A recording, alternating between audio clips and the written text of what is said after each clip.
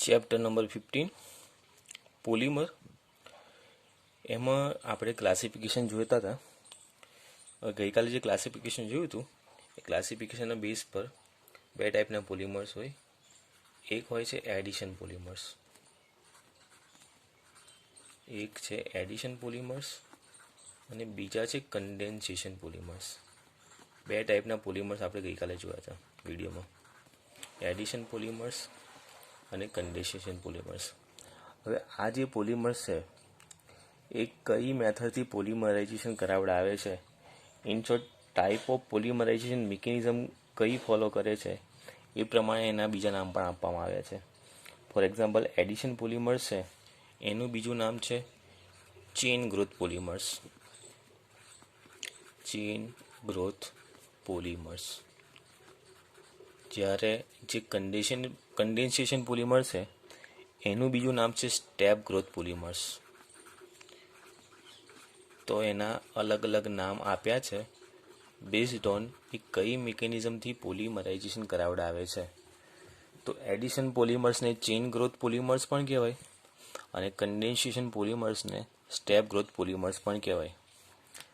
તો આ નામ છે based on type of polymerization mechanism. Okay, તો ટાઈપ ઓફ પોલિમર એનો મતલબ એવો થયો કે બે ટાઈપની મિકેનિઝમ હોય. તો ટાઈપ ઓફ પોલિમરાઇઝેશન મિકેનિઝમ જોઈએ આપણે તો એના નામ પરથી જ કે પોલિમરાઇઝેશન કરવા માટેની જે મિકેનિઝમ છે એ કેટલા ટાઈપની છે, તો એના નામ પરથી જ આપણને આઈડિયા આવે છે કે એ બે ટાઈપની છે. એક એડિશન મિકેનિઝમ, જેને આપણે બીજા વર્ડમાં ચેઇન ગ્રોથ મિકેનિઝમ પણ કહીએ છીએ. બીજી મિકેનિઝમ છે કન્ડેન્સેશન મિકેનિઝમ, જેને આપણે બીજા વર્ડમાં સ્ટેપ ગ્રોથ પણ કહીએ છીએ. તો મિકેનિઝમ છે એવી મિકેનિઝમ જેનાથી પોલિમર્સ બનવાના છે. તો એ મિકેનિઝમ જે છે એ બે ટાઈપની છે, એડિશન ઓર એનું બીજું નામ છે ચેઇન ગ્રોથ, કન્ડેન્સેશન ઓર એનું બીજું નામ છે સ્ટેપ ગ્રોથ. ઓકે, હવે આજે જે આપણે ભણવાના છે એ મિકેનિઝમ ભણવાના છે એડિશન પોલિમરાઇઝેશન કે ચેઇન ગ્રોથ પોલિમરાઇઝેશન. આજનો આપણો ટોપિક આ છે, એડિશન ઓર ચેઇન ગ્રોથ પોલિમરાઇઝેશન. ઓકે, હવે એના કેટલાક કેરેક્ટર જોઈએ કે એડિશન કે ચેઇન ગ્રોથ પોલિમરાઇઝેશનમાં કઈ કઈ વસ્તુ હોય. તો ઓકે, તો આમાં પહેલી વસ્તુ એડિશન કે જે ચેઇન ગ્રોથ છે એમાં મોનોમર્સ સેમ પણ હોઈ શકે અથવા મોનોમર્સ ડિફરન્ટ પણ હોઈ શકે, જે આપણે ગઈકાલે વિડીયોમાં જોયા હતા. તો સેમ ઓર ડિફરન્ટ મોનોમર્સ હોઈ શકે છે. ફોર એક્ઝામ્પલ ઇથિનમાંથી પોલિથીન બને છે તો ઇથિનમાં સેમ ટાઈપના મોનોમર્સ થયા. બ્યુનાએસની ગઈકાલે વાત કરી હતી તો બીટા 1,3 ડાઇન અને સ્ટાયરીન એમાંથી બ્યુનાએસ બને છે રબર, તો ડિફરન્ટ મોનોમર્સ થયા. મતલબ કે અહીંયા મોનોમર્સ સેમ પણ હોઈ શકે અને ડિફરન્ટ મોનોમર્સ પણ હોઈ શકે. ઓકે, હવે અહીંયા જે મોનોમર્સ યુઝ થાય છે એ મોનોમર્સની કેટલીક કેરેક્ટરિસ્ટિક હોય છે. એ મોનોમર્સ અમુક પર્ટિક્યુલર કેરેક્ટરવાળા હોય છે. ખાસ કરીને એ જે મોનોમર્સ છે એ અનસેચ્યુરેટેડ હોય છે. અનસેચ્યુરેટેડનો મતલબ એ લોકો પાસે ડબલ બોન્ડ હોય છે અથવા ટ્રિપલ બોન્ડ પણ હોઈ શકે, પણ મોસ્ટલી ડબલ બોન્ડવાળા હોય છે, અનસેચ્યુરેટેડ હોય છે. ઇન શોર્ટ એ જે મોનોમર્સ છે એ મોનોમર્સ કયા હોઈ શકે, તો આલ્કિન હોઈ શકે. બિકોઝ આપણને ખબર છે કે આલ્કિન પાસે ડબલ બોન્ડ હોય છે અથવા એક ડબલ બોન્ડ કરતાં વધારે ડબલ બોન્ડ પણ હોઈ શકે, તો મતલબ કે આલ્કાડાઇન પણ હોઈ શકે. ઇન શોર્ટ એ લોકો અનસેચ્યુરેટેડ હોવા જોઈએ. અનસેચ્યુરેટેડ મતલબ કે એ લોકો પાસે ડબલ બોન્ડ કે ટ્રિપલ બોન્ડવાળા હોવા જોઈએ, પણ મોસ્ટલી આ જે મોનોમર્સ છે એ મોનોમર્સ ડબલ બોન્ડવાળા હોય છે.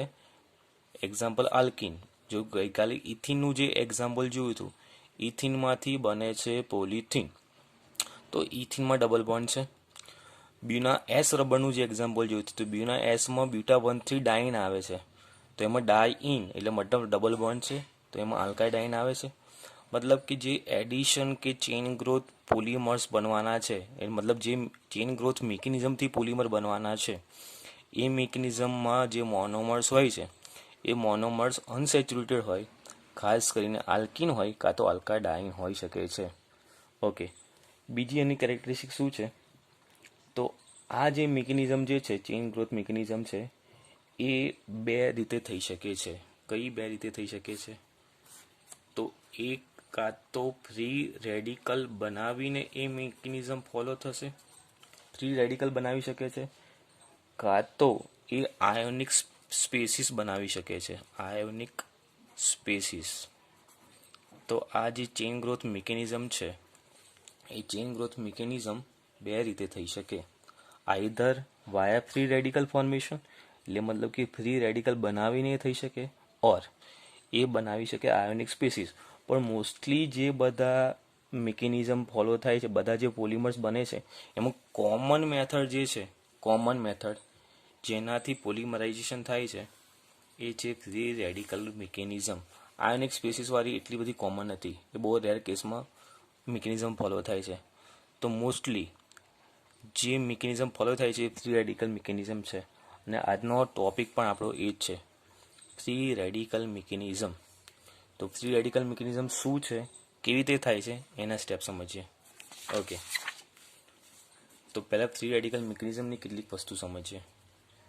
તો ટોપિક છે આપણો free radical mechanism. Free radical મિકેનિઝમથી પોલિમર્સ કેવી રીતે બને, ખાસ કરીને એડિશન પોલિમર્સ કેવી રીતે બને, એ આપણે આજે જોવાનું છે. ઓકે, તો મોસ્ટલી જે આલ્કીન હોય અથવા આલ્કાડાઇન હોય, એ મોનોમર્સ આ મિકેનિઝમ ફોલો કરે છે. આલ્કીન કે આલ્કાડાઇન, તો હમણાં જ આપણે એક્ઝામ્પલથી સમજ્યા. આલ્કીન મતલબ ઇથિનમાંથી પોલિથીન બને, તો એ પણ ફ્રી રેડિકલ મિકેનિઝમ આ રીતે ફોલો કરે. આલ્કાડાઇન મતલબ કે જે મોનોમર્સ પાસે ડાય મતલબ 2, ઇન મતલબ ડબલ બોન્ડ, તો જે મોનોમર્સ પાસે ડબલ બોન્ડ મતલબ 2 ડબલ બોન્ડ્સ હોય, 2 ડબલ બોન્ડ હોય, એ લોકો પણ ફ્રી રેડિકલ મિકેનિઝમ ફોલો કરતા હોય છે. ઓકે, હવે આ જે ફ્રી રેડિકલ મિકેનિઝમ છે, એમાં એક વસ્તુ આપણે પહેલો વર્ડ છે ફ્રી રેડિકલ. તો આપણે ફ્રી રેડિકલ બનાવવા પડે. ફ્રી રેડિકલનો મતલબ આપણને બધાને ખબર છે કે કોઈ પણ કમ્પાઉન્ડ કે કોઈ પણ એટમ પાસે એક્સ્ટ્રા ઇલેક્ટ્રોન હોય, લોન ઇલેક્ટ્રોન હોય, સિંગલ ઇલેક્ટ્રોન હોય, જે અનસ્ટેબલ છે, જે ઇલેક્ટ્રોન બીજાને કોઈને તરત ડોનેટ કરવાની ટેન્ડન્સી વાળા છે. ધારો કે આ OH ની પર ડોટ બતાવ્યો તો આ OH ફ્રી રેડિકલ થયો, આ Cl ની પર ડોટ બતાવતો આ Cl ફ્રી રેડિકલ થયો. તો ફ્રી રેડિકલને ડોટના ફોર્મમાં ઇન્ડિકેટ કરાય છે. તો ફ્રી રેડિકલને આપણે કહીએ છીએ અનસ્ટેબલ સ્પેસીસ. અનસ્ટેબલ છે. અનસ્ટેબલ કેમ છે? એની પાસે એક્સ્ટ્રા કંઈક ઇલેક્ટ્રોન આવ્યો છે, એની વેલેન્સી સેટિસ્ફાઈડ નથી, એ ઇલેક્ટ્રોન તરત ડોનેટ કરવાની ટેન્ડન્સી ધરાવે છે. તો આ થયા ફ્રી રેડિકલ. તો ફ્રી રેડિકલ મિકેનિઝમ હોય તો જે ફ્રી રેડિકલ બનાવવા કેમ ના? ફ્રી રેડિકલ બનાવે કોણ? તો ફ્રી રેડિકલ બનાવવા માટે આપણી પાસે આ મિકેનિઝમમાં કેટલાક ફ્રી રેડિકલ જનરેટિંગ સ્પેસીસ હોય છે, અથવા ફ્રી રેડિકલ જનરેટિંગ ઇનિશિએટર હોય છે. આપણે એને ઇનિશિએટર પણ કહી શકીએ, જે કેટાલિસ્ટનું કામ કરતો હોય છે. તો ફ્રી રેડિકલ જનરેટિંગ ઇનિશિએટર કોણ કોણ હોઈ શકે? કયા એવા મોલિક્યુલ છે, કયા એવા કમ્પાઉન્ડ છે જે ફ્રી રેડિકલ બનાવી શકે છે? ઓકે, તો મોસ્ટલી બધા જે પેરોક્સાઇડ છે, એ પેરોક્સાઇડ ફ્રી રેડિકલ બનાવતા હોય છે. એક્ઝામ્પલ જોઈએ તો ફ્રી રેડિકલ જનરેટિંગ ઇનિશિએટર કોણ હોઈ શકે? તો એક તો બેન્ઝોઇલ પેરોક્સાઇડ છે, એ ફ્રી રેડિકલ બનાવી શકે. બેન્ઝોઇલ પેરોક્સાઇડ, તો બેન્ઝોઇલ પેરોક્સાઇડ એક ફ્રી રેડિકલ જનરેટિંગ ઇનિશિએટર મોલિક્યુલ થયો. એ સિવાય એસિટાઇલ પેરોક્સાઇડ હોઈ શકે. Acetyl peroxide. એ સિવાય બીજા પણ પેરોક્સાઇડ હોઈ શકે. બીજા પેરોક્સાઇડનું એક્ઝામ્પલ ટર્શિયરી બ્યુટાઇલ પેરોક્સાઇડ. બધામાં પેરોક્સાઇડ કોમન છે. મતલબ કે જે પેરોક્સાઇડ છે એનું કામ છે ફ્રી રેડિકલ બનાવવાનું, ફ્રી રેડિકલ જનરેટ કરવાનું.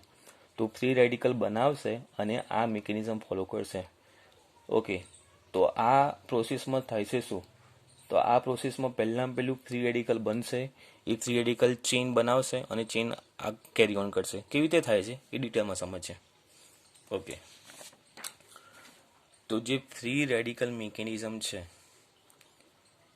ફ્રી રેડિકલ મિકેનિઝમ, તો આ જે ફ્રી રેડિકલ મિકેનિઝમ છે જેનાથી એડિશન પોલિમર્સ બનવાના છે, અથવા એને આપણે બીજા વર્ડ્સમાં કહીએ છીએ ચેઇન ગ્રોથ પોલિમર્સ બનવાના છે, એ 3 સ્ટેપમાં થાય છે. હવે કયા કયા 3 સ્ટેપ છે એની આપણે વાત કરી લઈએ. તો પહેલું સ્ટેપ છે chain initiation step. Chain initiation. બીજું સ્ટેપ જે છે એ છે chain propagating step. Chain propagating. તો ચેઇન ઇનિશિએશન સ્ટેપ પહેલું છે, ચેઇન પ્રોપોગેટિંગ સ્ટેપ બીજું છે, અને ત્રીજું અને છેલ્લું સ્ટેપ છે chain terminating step. Chain terminating step. તો 3 સ્ટેપમાં ફ્રી રેડિકલ મિકેનિઝમ થાય છે. ઓકે, હવે આ 3 સ્ટેપમાં શું થાય છે પહેલાં થિયોરિટિકલ સમજી લઈએ, પછી એક એક્ઝામ્પલથી સમજીએ. ઓકે, તો આ પ્રોસેસમાં શરૂઆત થાય છે ફ્રી રેડિકલ બનવાથી. તો ચેઇન ઇનિશિએશન સ્ટેપમાં પહેલું બને છે ફ્રી રેડિકલ. તો અહીંયા ફ્રી રેડિકલ બનવાની શરૂઆત થાય છે, ફોર્મેશન ઓફ ફ્રી રેડિકલ. અને એ ફ્રી રેડિકલ કોણ બનાવશે? તો એ ફ્રી રેડિકલ બનાવશે ફ્રી રેડિકલ જનરેટિંગ ઇનિશિએટર મોલિક્યુલ. અને ઇનિશિએટર મોલિક્યુલ કયા હોય છે હમણાં જોયા આપણે. એ ઇનિશિએટર મોલિક્યુલ હોય છે મોસ્ટલી પેરોક્સાઇડ. બેન્ઝોઇલ પેરોક્સાઇડ હોઈ શકે, એસિટાઇલ પેરોક્સાઇડ હોઈ શકે, કે બીજા કોઈ પણ પેરોક્સાઇડ હોઈ શકે, ટર્શિયરી બ્યુટાઇલ પેરોક્સાઇડ. તો પેરોક્સાઇડ જે ઇનિશિએટર છે એ ફ્રી રેડિકલ બનાવશે. એ જે ફ્રી રેડિકલ બનાવશે એ ફ્રી રેડિકલ પછી હાઈલી અનસ્ટેબલ છે. એ ફ્રી રેડિકલ કરશે શું પછી? એ ફ્રી રેડિકલ બનાવશે જે મોનોમરને ફ્રી રેડિકલ આપશે. અને મોનોમરને ફ્રી રેડિકલ આપીને એ ચેઇન ઇનિશિએશન કરશે, મતલબ ચેઇનની શરૂઆત કરશે. પોલિમર્સ માટે જે મોનોમર ભેગા થવાના છે અને મોનોમરની આખી જે લોંગ ચેઇન બનવાની છે એ ચેઇનનું શરૂઆત કરશે આ સ્ટેપ. તો પેરોક્સાઇડ જે ઇનિશિએટર છે એ ફ્રી રેડિકલ બનાવશે અને એ ફ્રી રેડિકલ મોનોમરને આપશે, જે કોઈ પણ મોનોમર હોય એ મોનોમરને આપ્યો એટલે થઈ ગયું ચેઇન ઇનિશિએટિંગ સ્ટેપ. હવે આ મોનોમર બની ગયો ફ્રી રેડિકલ. હવે આમાંથી બન્યો આ ફ્રી રેડિકલમાંથી જે એક્સ્ટ્રા ઇલેક્ટ્રોન હતો એને મોનોમરને આપ્યો તો બની ગયો મોનોમરનો ફ્રી રેડિકલ. તો મોનોમર ફ્રી રેડિકલ બની ગયો. હવે આ જે મોનોમરનો ફ્રી રેડિકલ છે, મોનોમરનો જે ફ્રી રેડિકલ છે એ ફ્રી રેડિકલ શું કરશે? બીજા બધા મોનોમર્સને ફ્રી રેડિકલ આપવાનું ટ્રાય કરશે. બીજા બધા મોનોમર્સને, એટલે મતલબ એક મોનોમર આવ્યો એનો ફ્રી રેડિકલ આવ્યો અને બીજા મોનોમરને આપ્યો, ચેઇન આગળ વધી. એ જે મોનોમર એડ થઈ ગયો ફરી પાછળ બીજા મોનોમર એડ આપશે, ચેઇન આગળ વધશે. મતલબ ધીમે ધીમે આ ફ્રી રેડિકલ આગળ એક 1 બાય 1 મોનોમર એડ થતો જાય છે. 1 બાય 1 મોનોમર એડ થાય છે એટલે એને આપણે કહીએ છીએ ચેઇન પ્રોપોગેટિંગ સ્ટેપ. પ્રોપોગેટિંગ મતલબ ચેઇન લોંગ બનવી, ચેઇન લાંબી બનવી. મતલબ અહીંયા જે એક જ સિંગલ મોનોમર એડ થયો હતો એ single monomer free radical 1 by 1 બીજા મોનોમરને ફ્રી રેડિકલ આપ્યો, એ મોનોમર એડ થયો, એ હવે ફ્રી રેડિકલ બન્યો, એ બીજા મોનોમરને આપશે. મતલબ ધીમે ધીમે મોનોમર્સ એડ થતા રહેશે અને ચેઇન લાંબી થતી જશે. તો ચેઇન લાંબી થવી એને આપણે કહીએ છીએ ચેઇન પ્રોપોગેટિંગ સ્ટેપ. પ્રોપોગેશન થવું, ચેઇનનું લેન્થ વધવી, ચેઇન લાંબી થવી. તો સેકન્ડ નંબરનું સ્ટેપ થયું આપણું ચેઇન પ્રોપોગેટિંગ સ્ટેપ. અને લાસ્ટ સ્ટેપ જેને આપણે ટર્મિનેટિંગ સ્ટેપ કહીએ છીએ. તો ટર્મિનેટિંગ સ્ટેપની અંદર શું થવાનું છે? તો જે ચેઇન બની હતી તો ફ્રી રેડિકલ બધા બહુ બન્યા હશે. તો 2 ફ્રી રેડિકલ, મોનોમરના 2 ફ્રી રેડિકલ કમ્બાઈન થશે અને ચેઇન જે છે એ ટર્મિનેટ કરાવડાવશે. હવે ફરીથી એમાં મોનોમર એડ થશે નહીં. તો ફ્રી રેડિકલ થશે કમ્બાઈન. તો 2 ફ્રી રેડિકલ કમ્બાઈન થશે અને એ 2 ફ્રી રેડિકલ કમ્બાઈન થશે. હવે ફ્રી રેડિકલ રહેશે નહીં કારણ કે 2 ફ્રી રેડિકલ બોન્ડ બનાવી દીધો. એ બોન્ડ બની ગયો જે મોનોમર્સની લોંગ ચેન બની હતી એની વચ્ચે, અને ચેઇન થઈ જશે સ્ટોપ. ચેઇન બનવાનું બંધ થઈ જશે, ચેઇન થઈ જશે ટર્મિનેટ. જેને આપણે કહીએ છીએ ચેઇન ટર્મિનેટિંગ સ્ટેપ. તો બે ફ્રી રેડિકલ કમ્બાઈન થઈને ચેઇન ટર્મિનેટ કરશે. તો આ થઈ થોડું થિયોરિટિકલ. હવે એકચ્યુઅલી કેવી રીતે થાય છે એ એક્ઝામ્પલથી સમજીએ તો આનો વધારે આઈડિયા આવશે. તો એકચ્યુઅલી થઈ શું રહ્યું છે એ સમજીએ. ઓકે, તો મિકેનિઝમનું નામ છે free radical mechanism. Free radical mechanism છે એ એક એક્ઝામ્પલથી સમજવા જઈ રહ્યા છે. તો પહેલું સ્ટેપ આપણને ખબર છે ચેઇન ઇનિશિએશન સ્ટેપ. તો પહેલું સ્ટેપ છે ચેઇન ઇનિશિએશન સ્ટેપ. હવે એમાં શું થઈ રહ્યું છે એ જોઈએ. ચેઇન ઇનિશિએશન સ્ટેપમાં તો આપણી પાસે છે બેન્ઝોઇલ પેરોક્સાઇડ. બેન્ઝોઇલ પેરોક્સાઇડ એટલે C6H5 CO અને C6H5. બેન્ઝોઇલ પેરોક્સાઇડને યાદ રાખવા માટે આ રીતે યાદ રાખીશું. 2 C6H5 આજુબાજુ, 2 CO અને 2 O. 2 C6H5, 2 CO અને 2 O. તો આ જે મેં સ્ટ્રક્ચર ડ્રો કર્યું છે એ છે બેન્ઝોઇલ પેરોક્સાઇડ. આપણે હમણાં જ ભણ્યા કે ચેઇન ઇનિશિએટિંગ સ્ટેપમાં ફ્રી રેડિકલ બનાવવો પડે અને ફ્રી રેડિકલ બનાવવા માટે ઇનિશિએટર જોઈએ. તો અહીંયા ઇનિશિએટર કોણ છે? પેરોક્સાઇડ. હવે આ પેરોક્સાઇડમાં થશે શું? તો આ પેરોક્સાઇડ જે છે એમાં આ જે બે ઓક્સિજન વચ્ચેનો જે બોન્ડ છે એ બ્રેક થશે. આ બોન્ડ બ્રેક થયો. હવે એક બોન્ડમાં 2 ઇલેક્ટ્રોન હોય. એક બોન્ડ બ્રેક થયો એટલે 2 ઇલેક્ટ્રોન છૂટા પડ્યા. એક ઇલેક્ટ્રોન ગયો આની પાસે અને બીજું ઇલેક્ટ્રોન ગયો આની પાસે. તો કેવી રીતે રિએક્શન થયું તો સમજીએ. તો 2C6H5 છે. 2C6H5માં CO જોડે એક ઓક્સિજન છે અને અહીંયા આવી ગયો એક ફ્રી રેડિકલ. આ મેં જે ડોટ ડ્રો કર્યો છે એ ડોટ છે ફ્રી રેડિકલ. તો જો અહીંયા કેવું શું થયું તો C6H5COO, C6H5COO આ બોન્ડ બ્રેક થયો. આ બોન્ડ બ્રેક થયો મતલબ એક બોન્ડ એટલે 2 ઇલેક્ટ્રોન. એટલે અહીંયાથી 2 ઇલેક્ટ્રોન છૂટા પડ્યા. એક ઇલેક્ટ્રોન ગયો આની પાસે, એક ઇલેક્ટ્રોન ગયો આ ઓક્સિજન પાસે. એટલે અહીંયા વધ્યો C6H5COO free radical, C6H5COO free radical. તો મતલબ આપણી પાસે 2 મોલ્સ ઓફ C6H5COO ના ફ્રી રેડિકલ મળ્યા. હવે થશે શું? હવે આ જે બોન્ડ છે આ બોન્ડ આ ફ્રી રેડિકલ જે છે એ અનસ્ટેબલ છે. તો આ બોન્ડ બ્રેકડાઉન થશે. આ બોન્ડ બ્રેકડાઉન થયા પછી એક બોન્ડ બ્રેકડાઉન થાય એટલે 2 ઇલેક્ટ્રોન છૂટા પડે. એક ઇલેક્ટ્રોન મળશે અને એક ઇલેક્ટ્રોન એને મળ્યો એટલે એની વેલેન્સી પૂરી થઈ ગઈ એટલે CO2 રિલીઝ થઈ ગયો. તો -CO2 લખ્યું મતલબ CO2 રિલીઝ થઈ ગયો. હવે આ બોન્ડ બ્રેક થયો, એક ઇલેક્ટ્રોન અને મળી ગયો તો હજુ તો એક ઇલેક્ટ્રોન વધ્યો ને. તો હજુ એક ઇલેક્ટ્રોન વધ્યો છે મતલબ C6H5 પાસે હજુ એક ઇલેક્ટ્રોન છે. એ એક ઇલેક્ટ્રોનને આપણે ડ્રો કરીએ છીએ આ ડોટથી. 2 મોલિક્યુલ છે C6H5 ના મતલબ 2 મોલ્સ ઓફ C6H5 ના ફ્રી રેડિકલ મળશે.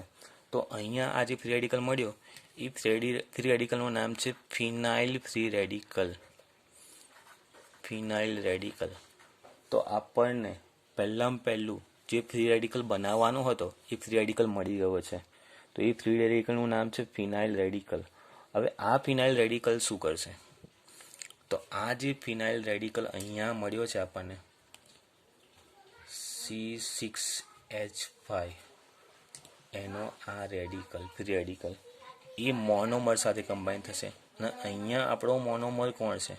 તો અહીંયા આપણો મોનોમર છે ઇથિન. માની લો આપણે ઇથિનમાંથી પોલિથિન બનાવવાની વાત કરીએ છીએ. તો અહીંયા આપણો મોનોમર ઇથિન લઈ લઈએ. તો આપણો મોનોમર ઇથિન આવ્યો અને આપણે જે ઇનિશિએટર મોલિક્યુલ હતો બેન્ઝોઇલ પેરોક્સાઇડ એમાંથી બનાવ્યો છે રેડિકલ. એ રેડિકલ ફ્રી રેડિકલ આવ્યો અને ઇથિન સાથે કમ્બાઈન થવાની ટ્રાય કરશે. હવે ઇથિન સાથે કેવી રીતે કમ્બાઈન થવાની ટ્રાય કરે છે એની વાત કરીએ તો સમજીએ. આ સિગ્મા બોન્ડ હોય, આ પાઈ બોન્ડ હોય. પાઈ બોન્ડના ઇલેક્ટ્રોન આપણને ખબર છે ફ્રી હોય, ડિલોકલાઇઝ હોય. તો પાઈ બોન્ડના ઇલેક્ટ્રોન જે છે એ શિફ્ટ થવાની ટ્રાય કરશે. તો પાઈ બોન્ડના ઇલેક્ટ્રોન શિફ્ટ થશે એટલે મતલબ કે આ C6H5 જે છે એ CS2 જોડે કમ્બાઈન થશે અને એનો ફ્રી રેડિકલ બનાવશે. હવે એ કેવી રીતે ફ્રી રેડિકલ બન્યો એ સમજીએ. ઓકે, હવે અહીંયા જો છે C6H5 પાસે એક ઇલેક્ટ્રોન એક્સ્ટ્રા છે. એક ઇલેક્ટ્રોન પાઈમાંથી અહીંયા એક એક્સ્ટ્રા હશે. એક ઇલેક્ટ્રોન આપ્યો, એક અહીં એક ઇલેક્ટ્રોન આપ્યો તો બોન્ડ બની ગયો બંને વચ્ચે. બોન્ડ બની ગયો, મતલબ પાઈ બોન્ડમાંથી જે 2 ઇલેક્ટ્રોન હતા એમાંથી એક ઇલેક્ટ્રોન અહીંયા આવ્યો, આની પાસે એક ઇલેક્ટ્રોન હતો જ, તો આ બોન્ડ બની ગયો. એક ઇલેક્ટ્રોન જે વધ્યો એ અહીંયા આવી ગયો, મતલબ ફ્રી રેડિકલ બની ગયો. તો આ શું થયું, જે ફિનાઇલ ફ્રી રેડિકલ હતો એણે ઇથિન મોનોમરને એક ઇલેક્ટ્રોન, મતલબ ઇથિન મોનોમર હતો જેની પાસે પાઈ બોન્ડના ઇલેક્ટ્રોન હતા, તો પાઈ બોન્ડનો એક ઇલેક્ટ્રોન અહીંયા એની પાસેથી શેર કર્યો અને આનો ફ્રી રેડિકલનો એક ઇલેક્ટ્રોન અહીંયા બોન્ડ બન્યો. એક ઇલેક્ટ્રોન જે વધ્યો છે એ અહીંયા ફ્રી રેડિકલના ફોર્મમાં બની ગયો. તો આ થયું ચેઇન ઇનિશિએશન સ્ટેપ. તો પહેલા સ્ટેપમાં આપણે મોનોમરનો ફ્રી રેડિકલ બનાવી દીધો. જે ઇથિનનો મોનોમર હતો એમાંથી બની ગયો ફ્રી રેડિકલ. હવે સેકન્ડ નંબરના સ્ટેપમાં શું થાય છે જોઈએ. અને સેકન્ડ નંબરનું સ્ટેપ છે આપણું chain propagating step. Chain propagating step. ચેઇનનું પ્રોપોગેશન થવાનું છે, ચેનની લેન્થ વધવાની છે. એ ચેનની લેન્થ કેવી રીતે વધે છે એ સમજીએ. તો અત્યાર સુધી આપણને જે મળ્યું છે એ મળ્યું છે C6H5 CS2 નો ફ્રી રેડિકલ. તો અહીંયા આપણને એક મોનોમરવાળો ફ્રી રેડિકલ મળ્યો છે. હવે ઓબ્વિયસલી તમને ખબર હશે હવે થશે શું. તો હવે જે સેકન્ડ નંબરનું સ્ટેપ છે એમાં બીજો મોનોમર એડ થવાની ટ્રાય કરશે. આ બીજો મોનોમર એડ થશે તો થશે શું, ઓબ્વિયસલી અહીંયાથી પાઈ બોન્ડનો એક ઇલેક્ટ્રોન આવશે, અહીંયાથી એક ઇલેક્ટ્રોન, બંને વચ્ચે બોન્ડ બનશે. પાઈ બોન્ડનો બીજો ઇલેક્ટ્રોન વધ્યો એ ફ્રી રેડિકલના ફોર્મમાં જશે. તો હવે થશે શું, અહીંયા C6H5 તો છે જ, CS2 છે. આ ફ્રી રેડિકલે આની જોડે બોન્ડ બનાવ્યો એટલે અહીંયા CS2 અને આ પાઈ બોન્ડ એક ઇલેક્ટ્રોન હજુ વધ્યો છે એ ફ્રી રેડિકલના ફોર્મ બનશે. મતલબ સેકન્ડ મોનોમર એડ થયો અને સેકન્ડ મોનોમર એડ થવાથી પણ ફ્રી રેડિકલ બન્યો. તો આવી રીતે થર્ડ મોનોમર એડ થશે, ફોર્થ મોનોમર એડ થશે.